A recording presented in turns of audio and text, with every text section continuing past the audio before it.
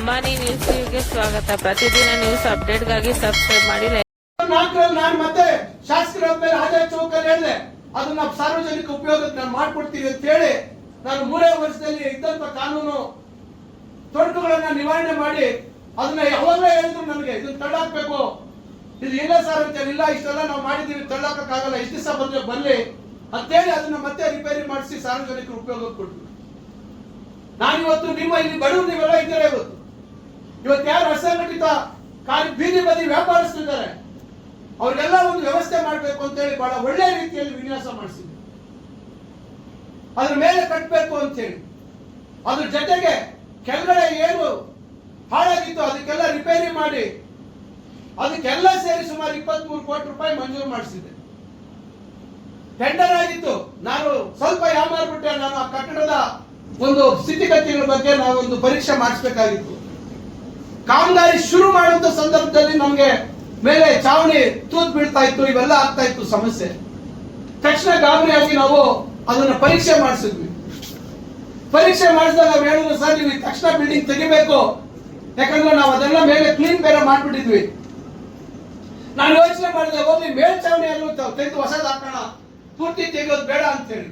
ಅವ್ರು ಹೇಳಿದ್ರು ಪಿಲ್ಲರ್ಗಳೆಲ್ಲ ಎಷ್ಟು ಬಲ ಇಲ್ಲ ಸರ್, ಇದೆಲ್ಲ ಅವಾಗೆಲ್ಲ ಬಹಳ ದಿವಸ 10 ವರ್ಷ ಹಾಗೆ ಬಿಟ್ಟು ನೀರೆಲ್ಲ ಇಳಿದು ಆ ಪಿಲ್ಲರ್ಗಳೆಲ್ಲ ಎಲ್ಲ ಕಬ್ಬಿಣ ಎಲ್ಲ ಕಿಲ್ ಬಿಡ್ಬಿಟ್ಟಿದೆ, ನೀವು ಇದೇನು ಮಾಡಕ್ಕಾಗಲ್ಲ, ನೀವು ಎಷ್ಟೇ ಇದಕ್ಕೆ ರಿಪೇರಿ ಮಾಡಕ್ಕಾಗಲ್ಲ ಅಂತ. ಇಷ್ಟೆಲ್ಲ ಆದ್ಮೇಲೆ ನಾವು ಬೆಂಗಳೂರಿನಲ್ಲಿ ಬೋರಿಂಗ್ ಆಸ್ಪತ್ರೆ ಪಕ್ಕದಲ್ಲಿ ಏನೋ ಒಂದು ಕಾಂಪೌಂಡ್ ಗೋಡೆ ಕುಸಿದು 6-7 ಜನ ಪ್ರಾಣ ಕಳ್ಕೊಂಡ್ರು.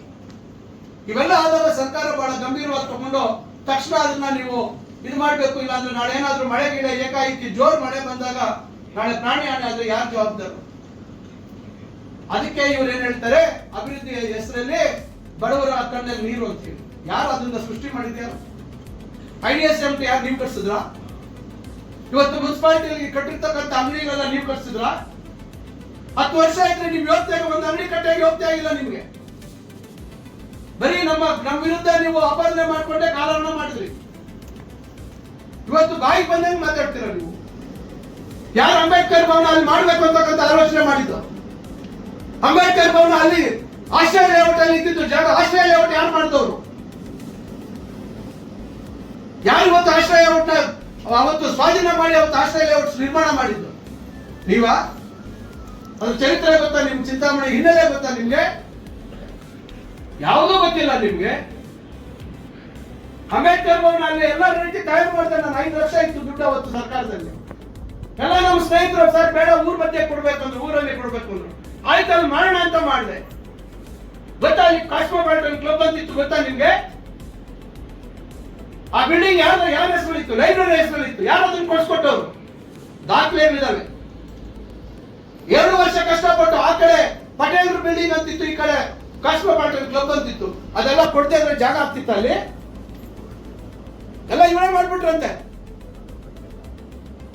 ABCD ಗೊತ್ತಿಲ್ಲ ಇವತ್ತು ಚಿಂತಾಮಣಿ ಯಾವ ಮೂಲೆಯಲ್ಲಿ ಏನಿದೆ ಅಂತ ಹೇಳಿ. ಬಾಯಿ ಬಂದಿದ್ದು ಮಾತಾಡೋದು. ಇವತ್ತು ನೋಡ್ಕೊಂಡ್ ಬನ್ನಿ, ಒಂದು ತಿಂಗಳು ಅಂಬೇಡ್ಕರ್ ಭವನ ಇವತ್ತು ನಾನು ಓಪನ್ ಮಾಡ್ತೀನಿ, ಯಾವ ರೀತಿ ಇರ್ತದೆ. ಇವತ್ತು ಕೇವಲ ಇವತ್ತು ಬರೀ ಬಾಯಿ ಮಾತಲ್ಲಿ ದಲಿತರ ಬಗ್ಗೆ, ಶೋಷಿತ ವರ್ಗಗಳ ಬಗ್ಗೆ ಮಾತಾಡೋದಲ್ಲ, ನಾವು ಮಾಡುವಂತ ಕೆಲಸಗಳಲ್ಲಿ ಇರ್ಬೇಕಾಗುತ್ತೆ. ಈಗಾಗಲೇ IDSMT ಮಾರುಕಟ್ಟೆ ಮರು ವಿನ್ಯಾಸ ಮಾಡಿದ್ದೀವಿ. ಆಗಿದ್ದಂತ ಟೆಂಡರ್ ಕ್ಯಾನ್ಸಲ್ ಮಾಡಿದ್ದೀವಿ. ಈಗ 1.5-2 ತಿಂಗಳಲ್ಲಿ ಮತ್ತೆ ಎಲ್ಲ ಪೂರ್ಣ ಮಾಡಿ ಕೆಲಸ ಶುರು ಮಾಡಬೇಕು. ನನಗೂ ಅಷ್ಟು ಮಾತ್ರ ಮಾನ್ಯತೆ ಇಲ್ವಾ? ಬಡವರು ಎಲ್ಲಿ ಕೆಲಸ ಮಾಡ್ತಾರೆ, ಏನ್ ಮಾಡ್ಬೇಕು ಅನ್ನೋದು ನನಗೂ ಇಲ್ವಾ? ಇಷ್ಟೆಲ್ಲ ಮೂಲಭೂತ ಸೌಲಭ್ಯ ಯಾರಿಗೋಸ್ಕರ ಮಾಡ್ತಾ ಇದ್ದೀವಿ? ನಿಮಗೋಸ್ಕರ. ಯಾವ್ಯಾವ ವೃತ್ತಿಯಲ್ಲಿ ನೀವಿದ್ರ ಇವತ್ತು ಕೈಗಾರಿಕೆಗಳು ಇವೆಲ್ಲ ಯಾವ ದಾರಿ ಇಡ್ಸಿದ್ರಿ ನೀವು? ರೈತರಿಗೆ ಯಾವತ್ತಾದ್ರೂ ನೇರವಾಗಿ ಚೆಕ್ ಕೊಡುವಂತ ಕೆಲಸ ಮಾಡಿದ್ರ ನೀವು? ಇವತ್ತು ಇದೇ ಕೈಗಾರಿಕೆಗಳ ಅಭಿವೃದ್ಧಿ ಆದ್ರೆ ಇವತ್ತು ನಿಮ್ಮಂತವ್ರು ಎಷ್ಟು ಜನಕ್ಕೆ ಇವತ್ತು ಕೆಲಸ ಸೃಷ್ಟಿ ಆಗುತ್ತೆ? ಇವತ್ತು ಅಸಂಘಟಿತ ಕಾರ್ಮಿಕರಿಗೆ ಎಷ್ಟು ಜನಕ್ಕೆ ಸೃಷ್ಟಿ ಆಗುತ್ತೆ ಕೆಲಸ? ಊರ ಅಭಿವೃದ್ಧಿ ಆದ್ರೆ ಎಷ್ಟು ಕೆಲಸ ಸೃಷ್ಟಿ ಆಗುತ್ತೆ? ಬೇರೆ ಬೇರೆ ಊರಲ್ಲಿ ಯಾಕೆ ಹೋಗ್ಬೇಕು ಕೆಲಸ ಹುಡ್ಕೊಂಡು? ನಾವು ನಮ್ಮೂರಲ್ಲೇ ಕೆಲಸ ಆಗುತ್ತೆ. ಇವೆಲ್ಲ ನಾವು ಯಾಕೆ ಮಾಡ್ತಾ ಇದೀವಿ? ಇವತ್ತು ದೊಡ್ಡ ಸಂಖ್ಯೆಯಲ್ಲಿದ್ದಾರೆ ಕಾರ್ಮಿಕರು ಚಿಂತಾಮಣಿ ಮತ್ತು ಶಿಡ್ಲಘಟ್ಟದಲ್ಲಿ ಅಂತ ಹೇಳಿ ಸರ್ಕಾರ ಕಾರ್ಮಿಕರ ವಸತಿ ಶಾಲೆ ಮಂಜೂರು ಮಾಡ್ತು. ಹೊಸದಾಗಿ ನಮ್ಮ ಕಾರ್ಮಿಕ ಸಚಿವರು ಸಂತೋಷ್ ಲಾಡ್ ಅವರು ಒಳ್ಳೆ ತೀರ್ಮಾನ ಮಾಡಿ ಕಾರ್ಮಿಕರ ಮಕ್ಕಳಿಗೆ ವಸತಿ ಶಾಲೆ ಆಗ್ಬೇಕು, ಒಳ್ಳೆ ಗುಣಮಟ್ಟದ ಶಿಕ್ಷಣ ಕೊಡಬೇಕು ಅಂತಕ್ಕಂಥ ದೃಷ್ಟಿಯಲ್ಲಿ ಬಾಗೇಪಲ್ಲಿ ಕೊಟ್ರು. ನನಗೆ ಬೇಸರ ಆಗಲಿಲ್ಲ, ಆಯ್ತು ತೊಂದರೆ ಇಲ್ಲ ಅಂತ ಹೇಳಿದ್ರು. ನಾನು ಚಿಂತಾಮಣಿಗೆ ಬೇಕೇ ಬೇಕು ಅಂತ ಮಾಡಿ ಈಗ ಮೊನ್ನೆ ಬಜೆಟ್ ಅಲ್ಲಿ ಚಿಂತಾಮಣಿಗೂ ಮಂಜೂರಾಗಿದೆ. 10 ಎಕರೆ ಜಾಗ ನಾವು ನಿಗದಿ ಮಾಡಿದ್ದೀವಿ. 10 ಎಕರೆ ಕೊಡ್ತಾ ಇದ್ದೀವಿ ಜಾಗ. ಇವತ್ತು ಸುಮಾರು 45 ಕೋಟಿ ರೂಪಾಯಿನ ಇವತ್ತಲ್ಲಿ ಬಿಲ್ಡಿಂಗು ಮತ್ತು ಇತರೆ ಸೌಲಭ್ಯ ಎಲ್ಲ ಬರ್ತದೆ. ಬಹುಶಃ ಈ ವರ್ಷದ ಅಂತ್ಯದೊಳಗೆ ನಾವು ಕಾಮಗಾರಿ ಶುರು ಮಾಡೋದಕ್ಕೆಲ್ಲ ತಯಾರು ಮಾಡ್ತಾ ಇದ್ದೀವಿ. ಒಂದು ಒಳ್ಳೆ ರೀತಿ ವಿನ್ಯಾಸ ಮಾಡಿಸೋದಕ್ಕೆ ನನಗೆ ಅವ್ರು ಹೇಳಿದ್ದಾರೆ, ನೀವು ಚೆನ್ನಾಗಿ ಮಾಡಿಸ್ತೀರ, ನೀವೇ ಮಾಡಿಸ್ಕೊಡಿ ಅಂತ ಹೇಳಿ. ಇಷ್ಟೆಲ್ಲ ಯಾರಿಗೋಸ್ಕರ ಮಾಡ್ತಾ ಇದ್ದೀವಿ ನಾವು? ಯಾರು ಹೇಳಿಗೋಸ್ಕರ ಮಾಡ್ತಾ ಇದ್ದೀನಿ ನಾನು? ಇವತ್ತು ನನಗಿರ್ತಕ್ಕಂಥ ಇಷ್ಟೇ ಕೆಲಸ ಇಲ್ಲ, ನನ್ನ ಕ್ಷೇತ್ರದ ಅಭಿವೃದ್ಧಿ ಬಗ್ಗೆ ಚಿಂತನೆ ಇಲ್ಲ, ನನ್ನ ಇಲಾಖೆಯಲ್ಲಿ ಯಾವ ರೀತಿ ಒಳ್ಳೆ ಕೆಲಸ ಮಾಡಬೇಕು ಅಂತಕ್ಕಂಥ ಚಿಂತನೆ. ನೀವು ಉಪಸಭಾಪತಿ ಇದ್ರಲ್ಲ, ಯಾರನ್ನ ಇಟ್ಕೊಂಡು ಮಾದೇವಪುರ ಸುತ್ತು ಯಾರನ್ನ ಹೇಳಿ ಕರೆಸಿ ಏನೇನೋ ಅವ್ರ ಮೇಲೆ ಒತ್ತಡ ಹಾಕಿ ವಸೂಲಿ ಮಾಡ್ಕೊಂಡ್ರಲ್ಲ, ಆ ರೀತಿ ಅನ್ಕೊಂಡ್ಬಿಟ್ರೆ ಯಾವಾಗೂ ಎಲ್ಲರೂ ನಿಮ್ಮಂಗೆ ಅನ್ಕೊಂಡ್ಬಿಟ್ಟಿದಾರ? ನೀವು ಮೂಲತಃ ವ್ಯಾಪಾರಸ್ಥ. ನೀವು ವ್ಯಾಪಾರಕ್ಕಾಗಿ ಇವತ್ತು ಚಿಂತಾಮಣಿಗೆ ಬಂದಿರುವಂತದ್ದು. ನಾವೆಲ್ಲ ಇವತ್ತು ವಿದ್ಯಾವಂತರಾಗಿ ನಾವು ನಮ್ಮ ಕಾಲ ಮೇಲೆ ನಿಂತು ಉದ್ಯೋಗ ಮಾಡ್ತಿದ್ವಿ. ನಾವು ಕಾಲೇಜುಗಳಲ್ಲಿ ಅಸಿಸ್ಟೆಂಟ್ ಪ್ರೊಫೆಸರ್ ಇಂದ ಹಿಡಿದು ಪ್ರೊಫೆಸರ್ ಆಗಿ ಕೆಲಸ ಮಾಡ್ತಿದ್ದೆ ನಾನು.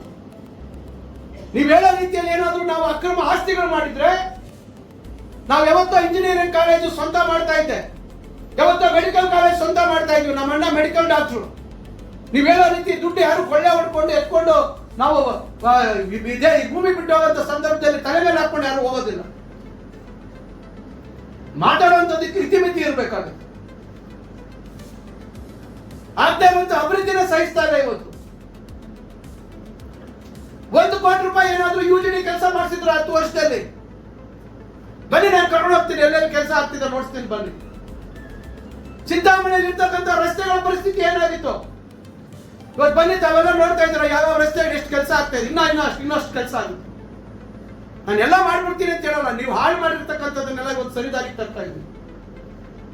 ಇಷ್ಟೆಲ್ಲ ನಾವು ಯಾರಿಗೋಸ್ಕರ ಮಾಡ್ತಾ ಇದ್ದೀವಿ? ಇವತ್ತು ಈ ಊರು, ಈ ತಾಲೂಕು, ಈ ಕ್ಷೇತ್ರದಲ್ಲಿ ಜನಕ್ಕೆ ಎಲ್ಲಾ ರೀತಿ ಇವತ್ತು ಬದುಕುವಂತದ್ದು ದಾರಿ ತೋರಿಸ್ಬೇಕು. ರೈತರ ಬದುಕಿನಲ್ಲಿ ಬದಲಾವಣೆ ತರಬೇಕು. ಚೆಕ್ ಡ್ಯಾಮ್ಗಳು ಮಾಡ್ತಾ ಇದೀವಿ ದೊಡ್ಡದಾಗಿ, ಹೋಗಿ ನೋಡ್ಕೊಂಡ್ ಬನ್ನಿ. ನಿಮ್ಗೆ ಏನಾದ್ರು ವ್ಯವಧಾನ ಇದ್ರೆ ಆ ಎಸ್ಸಿಗಳಲ್ಲಿ ಎತ್ತರ ಮತ್ತೆ ಬ್ರಾಹ್ಮಣಲ್ಲಿ ಎತ್ತರ 2 ಚೆಕ್ ಡ್ಯಾಮ್ ಕಿತ್ತೋಯ್ತು 2015ರಲ್ಲಿ ಮಳೆಗೆ. ಅದನ್ನ ಮಾಡಿಸಿದ್ರ ನೀವು? ಮತ್ತೊಂದು ಸತಿ ಜನ ನಿಮ್ಮನ್ನು ಗೆಲ್ಸ್ಕೊಟ್ರಲ್ಲ 2018ರಲ್ಲಿ. ಕಣ್ಣು ಕಾಣಲಿಲ್ವಾ ಅದು ನಿಮ್ಗೆ? ಅದನ್ನ ಯಾರು ಮಾಡಿದವರು? ನಾನು ಗೆದ್ದು ಕೂಡಲೇ ಅದನ್ನ ಮಾಡಿಸಿದ್ದೀನಿ, ಹೋಗಿ ನೋಡ್ಕೊಂಡ್ ಬನ್ನಿ ಯಾವ ರೀತಿ ಮಾಡಿಸಿದೀವಿ ಅಂತ. ಈಗ ಎಷ್ಟು ಚೆಕ್ ಡ್ಯಾಮ್ ಮಾಡ್ತಾ ಇದೀವಿ, ಯಾರಿಗೋಸ್ಕರ ಮಾಡ್ತಾ ಇದೀವಿ? ಏನೋ ನಮ್ಮ ಭಾಗದಲ್ಲಿ ರೈತರಿಗೆ ಅಂತರ್ಜಲ ವೃದ್ಧಿ ಮಾಡಬೇಕು, ಅವ್ರ ಬದುಕಲ್ಲಿ ಬದಲಾವಣೆ ವಿರೋಧ ಇರೋರು ಇರ್ಬೋದು.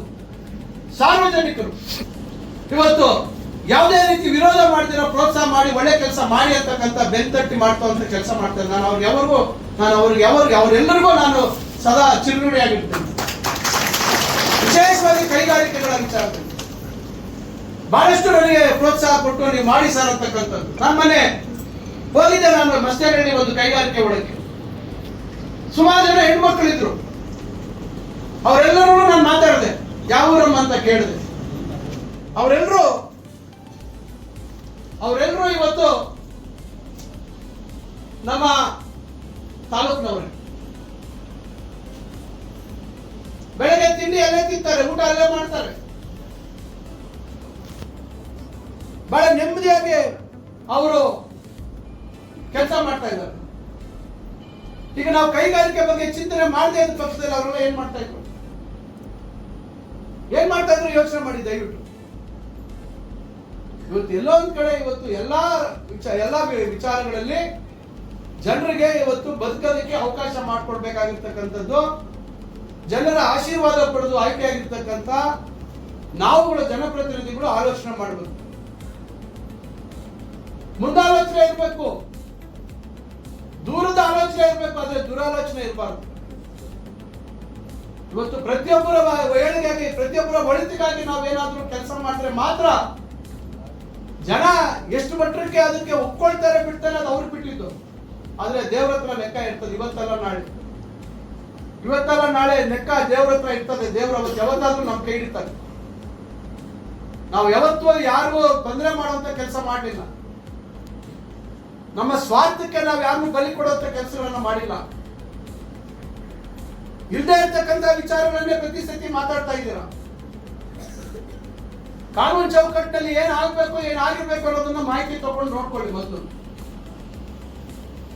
ಕಡೆಗೆ ಇವತ್ತು ನಿಮಗೆ ಗೊತ್ತಿದೆ ಯಾವ ರೀತಿ ಕೈಲಾಸಗಿರಿ ದೇವಸ್ಥಾನ ಇವತ್ತು ಯಾವ ರೀತಿ ಆ ದೇವಸ್ಥಾನ ನಿರ್ಮಾಣ ಆಗಿದೆ, ಯಾವ ರೀತಿ ಆಗ್ತಾ ಇದೆ, ಅದ್ರ ಮೇಲೆ ಇವರು ವಕ್ರ ದೃಷ್ಟಿ.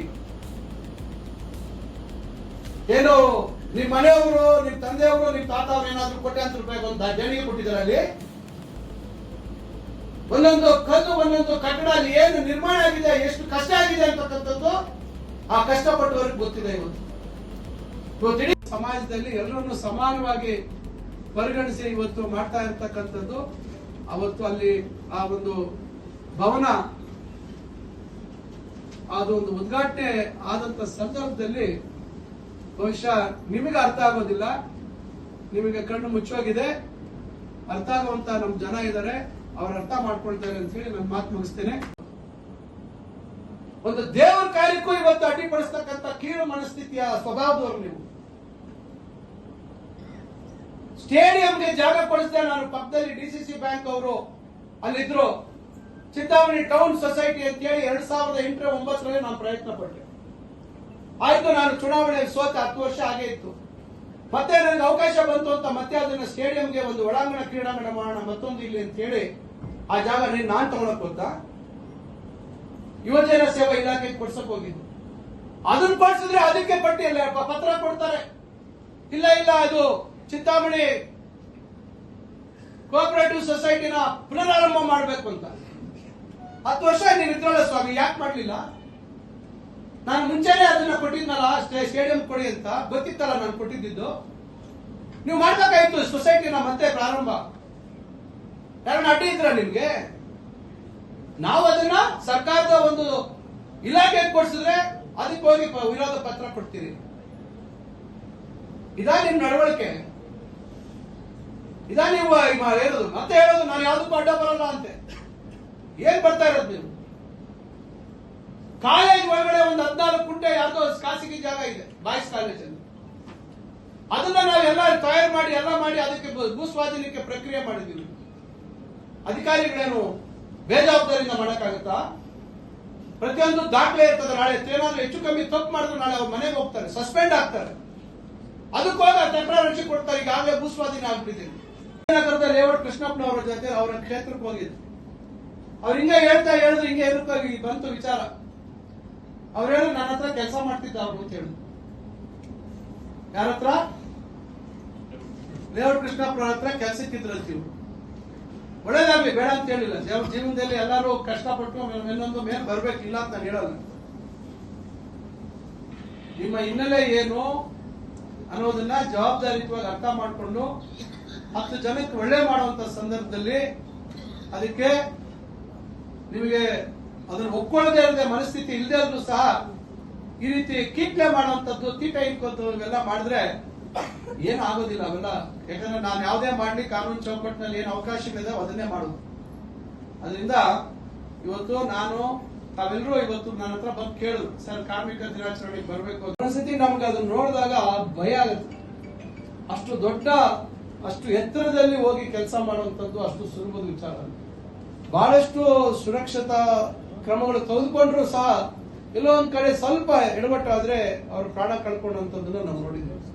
ಈಗ ನಮ್ಮ ಸ್ನೇಹಿತರು ಹೇಳ್ತಾ ಇದ್ರು, ಈಗ ಬೈರೇಗೌಡರು ಏನೋ ಒಂದು ವಿದ್ಯುತ್ ಕಂಬವನ್ನ ಏರಿ ಬಿದ್ದಂತಹ ಪರಿಸ್ಥಿತಿ ಏನಾಯ್ತು, ಯಾವ ರೀತಿ ಅವರಿಗೆ ವೈದ್ಯಕೀಯ ಸೌಲಭ್ಯದ ಬಗ್ಗೆ ಒಂದು ಗೊಂದಲ ಸೃಷ್ಟಿಯಾಗಿತ್ತು, ಅಧಿಕಾರಿಗಳಿಗೆ ಯಾವ ರೀತಿ ಮನದಟ್ಟು ಮಾಡುವಂತಹ ಕೆಲಸವನ್ನ ಮಾಡಿದ್ರು ಅಂತಕ್ಕಂಥದ್ದು.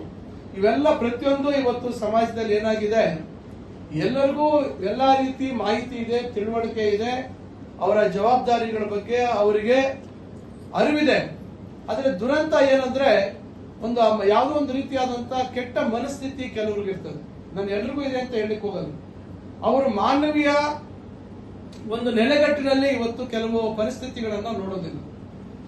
ಇವತ್ತು ಗುತ್ತಿಗೆ ಆಧಾರದ ಮೇಲೆ ಅವರು ಅಲ್ಲಿ ಕೆಲಸ ಮಾಡ್ತಾ ಇರ್ಬೋದು, ಆದ್ರೆ ಅವರು ನಮ್ಮ ಇಲಾಖೆ ಅಥವಾ ನಮ್ಮ ವ್ಯವಸ್ಥೆಗೆ ಅವರು ಬಂದು ಅಲ್ಲಿ ಕೆಲಸ ಮಾಡುವಂತ ಸಂದರ್ಭದಲ್ಲಿ ಕಾನೂನು ಒಂದ್ ಕಡೆ, ಆದ್ರೆ ಮಾನವೀಯ ನೆಲೆಗಟ್ಟು ಇವತ್ತು ಬಹಳ ಮುಖ್ಯ. ಅದರ ಒಂದು ಆಧಾರದಲ್ಲಿ ಅವರಿಗೆ ನೋಡಿ, ಇವತ್ತು ಸಮಾಜದಲ್ಲಿ ಇವತ್ತು ವ್ಯವಸ್ಥೆಯಲ್ಲಿ ಸಂಘಟಿತ ಮತ್ತು ಅಸಂಘಟಿತ, ಸಂಘಟಿತ ಕಾರ್ಮಿಕರದು ಅವರದೇ ಆದಂತ ನಿಯಮಗಳಡಿಯಲ್ಲಿ, ಕಾನೂನಡಿಯಲ್ಲಿ, ಅಸಂಘಟಿತ ಕಾರ್ಮಿಕರು ಏನು ಹಿಂದೆ ಕೇವಲ 26 ಅಸಂಘಟಿತ ಕಾರ್ಮಿಕರ ಒಂದು ಪಟ್ಟಿ ಇತ್ತು, ಈಗ ಅದು 91ರವರೆಗೂ ಬೆಳೆದಿದೆ. ನಾನು ಪಟ್ಟಿ ನೋಡ್ತಾ ಇದ್ದೆ. ನಾನು ಆ ಪಟ್ಟಿ ನೋಡುವಂತ ಸಂದರ್ಭದಲ್ಲಿ ಯಾವ ಒಂದು ಕಸಬು ಬಿಟ್ಟಿಲ್ಲ. ಪ್ರತಿಯೊಂದು ಕಸಬಲ್ಲಿ ಇರ್ತಕ್ಕಂಥವರು ಇವತ್ತು ಈ ಒಂದು ಪಟ್ಟಿಯಲ್ಲಿ ಪರಿಶಿಷ್ಟ ಜಾತಿಗೆ, ಪರಿಶಿಷ್ಟ ಪಂಗಡ ಮತ್ತು ಹಿಂದುಳಿದ ವರ್ಗದ ಅದು 1, 2A, 3A, 3B ಇದಕ್ಕೆ ಸೇರಿರ್ತಕ್ಕಂಥ ಪಾರಂಪರಿಕ ವೃತ್ತಿಗಳಲ್ಲಿ ಇರ್ತಕ್ಕಂಥವರು ಎಲ್ಲರನ್ನೂ, ಆಮೇಲೆ ಹಿಂದುಳಿದ ಅಲೆಮಾರಿ ಹಾಗೂ ಅರೆ ಅಲೆಮಾರಿ ಪಂಗಡದ ಕುಲ ಕಸುಬಿನಲ್ಲಿ ತೊಡಗಿರ್ತಕ್ಕಂಥವರು, ಈ ರೀತಿ ಎಲ್ಲರನ್ನೂ ಸೇರಿಸಿರ್ತಕ್ಕಂಥದ್ದು. ಇತ್ತೀಚೆಗೆ ಹೊಸದಾಗಿ ಏನು ಗಿಗ್ ಕಾರ್ಮಿಕರ ವಿಮಾ ಯೋಜನೆ, ಈಗ ತಮಗೆ ಗೊತ್ತಿದೆ, ಇವತ್ತು ದೊಡ್ಡ ಮಟ್ಟದಲ್ಲಿ ವಿದ್ಯಾವಂತ ಮತ್ತು ಭಾಗಶಃ ವಿದ್ಯಾಭ್ಯಾಸವನ್ನು ಮಾಡಿರ್ತಕ್ಕಂಥ ಅಥವಾ ಏನು ವಿದ್ಯಾಭ್ಯಾಸ ಮಾಡದೇ ಇರ್ತಕ್ಕಂಥವರು ಈಗ ಬದುಕಕ್ಕೆ ಇವತ್ತು ಅವಕಾಶಗಳು, ಏನು ಅಮೆಜಾನ್ ಕಂಪನಿ, ಫ್ಲಿಪ್ಕಾರ್ಟ್ ಕಂಪನಿ, ಏನೋ ಆಮೇಲೆ ಬ್ಲಿಂಕಿಟ್ ಅಂತ ಹೇಳಿ, ಜೆಪ್ಟೋ ಮತ್ತೆ ಬಿಗ್ ಬಾಸ್ಕೆಟ್, ಡೊಮಿನೋಸ್, ಈ ತರ ಏನೇನೋ ಇವತ್ತು ಬಹುರಾಷ್ಟ್ರೀಯ ಸಂಸ್ಥೆಗಳ ಒಂದು ವ್ಯವಸ್ಥೆಗಳು ಇವತ್ತು ಸ್ಥಾಪನೆ ಆಗಿದ್ದಾವೆ. ಅದರಡಿಯಲ್ಲಿ ನಮ್ಮ ಮನೆಗೆ ವಸ್ತುಗಳನ್ನ ತಲುಪಿಸುವಂತದ್ದು, ಆನ್ಲೈನ್ ಮಾರ್ಕೆಟಿಂಗ್ ಅಂತ ಏನ್ ಹೇಳ್ತೇವೆ, ಇ-ಕಾಮರ್ಸ್ ಅಂತ, ಅದನ್ನ ಇಂಗ್ಲಿಷ್ ನಲ್ಲಿ ನಾವು ಇ-ಕಾಮರ್ಸ್ ಅಂತಕ್ಕಂಥ ಪದವನ್ನ ಬಳಸ್ತೇವೆ. ಈ ಇ-ಕಾಮರ್ಸ್ ನ ಒಂದು ಅಡಿಯಲ್ಲಿ ಈಗ ಗಿಗ್ ವರ್ಕರ್ಸ್ ಅಂತ ಅವರಿಗೆ ಮೊನ್ನೆ ರಾಹುಲ್ ಗಾಂಧಿ ಅವರು ಬಹಳ ವಿಶೇಷವಾಗಿ ಅದರ ಬಗ್ಗೆ ಕಾಳಜಿಯನ್ನು ವಹಿಸಿ ಅವರ ಸುರಕ್ಷತೆ ಮತ್ತು ಅವರ ಕ್ಷೇಮಾಭಿವೃದ್ಧಿಗೆ ಒಂದು ಇದನ್ನ ನಾವು ತಂದಿದ್ವಿ, ಒಂದು ತಿದ್ದುಪಡಿಯನ್ನು ತಂದು ಅದಕ್ಕೆ ಕಾನೂನಲ್ಲಿ ಅದಕ್ಕೆ ಅವಕಾಶವನ್ನ ಕೊಡುವಂತ ಕೆಲಸ ಕೂಡ ಆಗಿದೆ. ಈಗ ಅವ್ರಿಗೂ ಕೂಡ ವಿಮೆ ವ್ಯವಸ್ಥೆ, ಮರಣ ಹೊಂದಿದ್ರೆ ಇಷ್ಟು ಅವರಿಗೆ ಪರಿಹಾರ ಕೊಡುವಂತದ್ದು, ಈ ರೀತಿ ಹಲವಾರು ಕಾರ್ಯಕ್ರಮಗಳನ್ನ ಇವತ್ತು ಏನು ನಮ್ಮ ಕಾರ್ಮಿಕ ಇಲಾಖೆಯಲ್ಲಿ ರೂಪಿಸಿರ್ತಕ್ಕಂಥದ್ದು. ಇದಕ್ಕೆ ನಮ್ಮ ಸ್ನೇಹಿತ, ನನ್ನ ಆತ್ಮೀಯ ಗೆಳೆಯ ಸಂತೋಷ್ ಲಾಡ್ ಅವರು, ಈಗ ಹಿಂದೆನೂ ಅವರು ಮಾನ್ಯ ಸಿದ್ದರಾಮಯ್ಯ ಸಾಹೇಬರ ಸರ್ಕಾರದಲ್ಲಿ ಅವರು ಕಾರ್ಮಿಕ ಸಚಿವರಾಗಿ ಕೆಲಸ ಮಾಡಿರ್ತಕ್ಕಂಥ ಅನುಭವ, ಈಗಲೂ 3 ವರ್ಷದಿಂದ ಅವರು ಕಾರ್ಮಿಕ ಸಚಿವರಾಗಿ ಬಹಳಷ್ಟು ಬದಲಾವಣೆಗಳನ್ನ ತರುವಂತ ಒಂದು ಪ್ರಯತ್ನ ಮಾಡ್ತಾ ಇದ್ದಾರೆ. ಇಲ್ಲಿ ನಾನು ಪಟ್ಟಿ ನೋಡ್ತಾ ಇದ್ದೆ, ಇವತ್ತು ವಿಶೇಷವಾಗಿ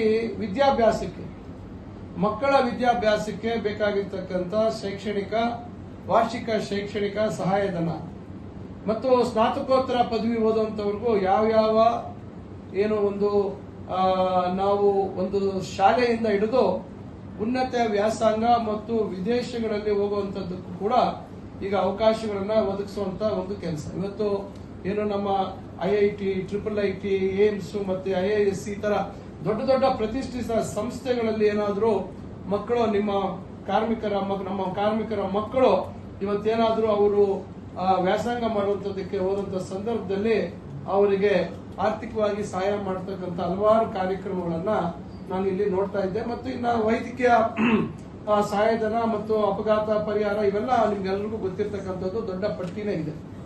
ನಾನಿಲ್ಲಿ ತಮಗೆ ಸೀಮಿತವಾಗಿ ಹೇಳ್ತಕ್ಕಂಥದ್ದು, ಈಗ ಇವತ್ತು ಕೆಲವರು ಸುಮಾರು 116 ಜನ ಕಾರ್ಮಿಕರಿಗೆ ಸುರಕ್ಷತಾ ಕಿಟ್ಟು, ಏನು ಅವರಿಗೆ ಅವರ ಕಸಬು ಮಾಡುವಂತ ಸಂದರ್ಭದಲ್ಲಿ ಅದಕ್ಕೆ ಬೇಕಾಗಿರ್ತಕ್ಕಂಥ ಅವರ ಸುರಕ್ಷತೆಗೆ ಸಂಬಂಧಪಟ್ಟಂತೆ ಏನೆಲ್ಲ ಮುಂಜಾಗ್ರತೆ ಅದನ್ನ ವಹಿಸಬೇಕು ಅಂತಕ್ಕಂಥದ್ದು. ಇವತ್ತು ನಾವು ಬಹಳ ದೊಡ್ಡ ದೊಡ್ಡ ಕಟ್ಟಡಗಳ ನಿರ್ಮಾಣ ನೋಡ್ತಾ ಇದ್ದೀವಿ. ಅಂದ್ರೆ ಎಷ್ಟು ಇವರಿಗೆ ಹೊಟ್ಟೆ ಉರಿದೆ ಅಂತ ಯೋಚನೆ ಮಾಡಿ. ಯಾರಿಗೋಸ್ಕರ ನಾವು ಮಾಡ್ತಾ ಇದೀವಿ ಇವತ್ತು? ಸರ್ಕಾರಿ ಆಸ್ಪತ್ರೆ ಇವತ್ತು ಉನ್ನತ ದರ್ಜೆಗೆ ಏರಿಸಬೇಕು, ಒಂದು ಒಳ್ಳೆ ರೀತಿಯಲ್ಲಿ ಅಭಿವೃದ್ಧಿ ಆಗ್ಬೇಕು. ಇಲ್ಲಿ ಇವತ್ತು ಬಡವರಿಗೆ ಇವತ್ತು ಒಳ್ಳೆ ಸೇವೆ ಸಿಗ್ಬೇಕು, ಪ್ರಾಣಿಗಳನ್ನ ಉಳಿಸ್ಬೇಕು ಅಂತ ಹೇಳಿ ನಾವು ಚಿಂತನೆ ಮಾಡ್ತಾ ಇದ್ರೆ ಇವತ್ತು ಇವ್ರ ಮನಸ್ಸು ಎಲ್ಲಿದೆ ನೋಡಿ. ಇವತ್ತು ನಾನು ಎಲ್ಲೂ ಹೇಳಿಲ್ಲ ಇದು ವಿಚಾರ. ಇದು 4-5 ತಿಂಗಳಿಂದ ಇವತ್ತು ನಡೀತಾ ಇರ್ತಕ್ಕಂಥದ್ದು. ಪ್ರತಿಯೊಂದಕ್ಕೂ ಇವರು ಮಾಡ್ತಕ್ಕಂಥದ್ದು ಇಷ್ಟೇ. 10 ವರ್ಷದಿಂದ ನಮ್ಮ ಮೇಲೆ ಆಪಾದನೆಗಳು ಮಾಡ್ಕೊಂಡು ಬಂದ್ರಿ. ಪ್ರತಿ ವಿಧಾನಸಭೆ ಅಧಿವೇಶನದಲ್ಲಿ ನಮ್ಮ ಬಗ್ಗೆ ಪ್ರಶ್ನೆಗಳು ಹಾಕಿದ್ರಿ. ಇಲ್ಲಿ ಯಾವ ಅಭಿವೃದ್ಧಿ ವಿಚಾರದಲ್ಲಿ ಜನರಿಗೆ ಇರ್ತಕ್ಕಂಥ ಸಮಸ್ಯೆ, ಜನರ ಕಷ್ಟ ಸುಖಗಳಿಗೆ ಆಗ್ತಕ್ಕಂಥ ಸೌಲಭ್ಯದ ಬಗ್ಗೆ ಪ್ರಶ್ನೆಗಳು ಹಾಕಲಿಲ್ಲ. ಕೇವಲ ವೈಯಕ್ತಿಕವಾಗಿ ನಮ್ಮ ಮೇಲೆ ಪ್ರಶ್ನೆಗಳು ಹಾಕ್ಬಿಟ್ರೆ ನಾವು ಎದುರು ಬಿಟ್ಟು ಓಡಾಡ್ಬಿಡ್ತೀವಿ ಅಂತನಾ? ಯಾರು ಎದುರ್ಕೊಳ್ಳುವಂತದ್ದಿಲ್ಲ. ಜನ ಇವತ್ತು ನಿಮ್ಮ ಈ ಉಡಾಫೆ ಮಾತುಗಳು, ಎಡಬಿಡಗಿ ಮಾತುಗಳನ್ನ ಕೇಳಿ ಕೇಳಿ ಕೇಳಿ ಮೊನ್ನೆ 30,000ದಲ್ಲಿ ನನ್ನ ಗೆಲ್ಸಿದ್ದು. ಯಾರು ಇದಕ್ಕೆ ಬೆಲೆ ಕೊಡೋರಿಲ್ಲ. ಇವತ್ತು ನಾವಿವತ್ತು ಎಷ್ಟು ಒದ್ದಾಡ್ತಾ ಇದೀವಿ. ಇವತ್ತು ನಮ್ಮ ಮಕ್ಕಳಿಗೆ ಇವತ್ತು ಒಂದು ಒಳ್ಳೆ ಭವಿಷ್ಯತ್ ರೂಪಿಸಬೇಕು ಅಂತ ಇವತ್ತು ಕಟ್ತಾ ಇರ್ತಕ್ಕಂಥ ಕಾಲೇಜುಗಳು ನೋಡಿ, ಇವತ್ತು ಪಾಲಿಟೆಕ್ನಿಕ್ ನೋಡಿ, ಇವತ್ತು ಒಂದು ಸ್ಟೇಡಿಯಂ ನೋಡಿ, ಇವತ್ತು ಒಂದು ಕ್ರಿಕೆಟ್ ಕ್ರೀಡಾಂಗಣ ಮಾಡ್ತಾ ಇದೀವಿ. ಇವತ್ತಲ್ಲಿ ರಾಮಕುಂಟೆಯಲ್ಲಿ ಮಾಡ್ತಾ ಇರುವಂತಹ ಸೌಲಭ್ಯ. ಇವತ್ತು IDSMT ವಿಚಾರಕ್ಕೆ ನಾನು ಬರ್ತೀನಿ. IDSMT ಅಂತ ಹೇಳಿ ಅವ್ರ ಮುಂದೆ ಫುಲ್ ಹೇಳ್ಬಿಟ್ಟು ನೋಡೋಣ. IDSMT ಅಂದ್ರೆ ಏನು ಅಂತ ಅವ್ರು ಹೇಳ್ಬಿಡ್ಲಿ ನೋಡೋಣ. ನಮ್ಮ ತಂದೆ ಅವರು ಮಂತ್ರಿ ಇದ್ದಂತ ಸಂದರ್ಭದಲ್ಲಿ integrated development of small and medium towns ಅಂತಕ್ಕಂಥ ಒಂದು ಯೋಜನೆ, ಅಂದು ಕೇಂದ್ರ ಸರ್ಕಾರದಿಂದ ತಂದಂತ ಯೋಜನೆ. ಅವತ್ತು ಅವರು ನಗರಾಭಿವೃದ್ಧಿ ಸಚಿವರಾಗಿದ್ದಂತ ಸಂದರ್ಭದಲ್ಲಿ